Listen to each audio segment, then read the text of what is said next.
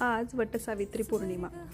सावित्रीने सत्यवानाचे प्राण वाचवण्यासाठी या वडाच्या झाडाची पूजा केली होती असं आपण नेहमीच ऐकतो. आतापर्यंत मी नेहमी बाहेर वडाची झाडं शोधत राहायची, पण आमच्या या आत्ता जिथे राहतो तिथे जवळपास सगळ्या प्रकारची झाडं आहेत, फक्त हे एकच झाड नव्हतं. म्हणून यावेळी वटसावित्रीची पूजा माझ्यासाठी खास आहे, कारण हे झाड आम्ही आधी लावलं आणि मग त्याची पूजा केली. त्यामुळे पूजा करतानाचा आनंद वेगळाच होता. जे काही रिच्युअल्स आहेत ते सगळे पूर्ण करून घेतले, त्याच्यानंतर काही फोटो सेशनसुद्धा केले आणि अशा रीतीने आमची आज वटसावित्रीची पूजा पूर्ण झाली.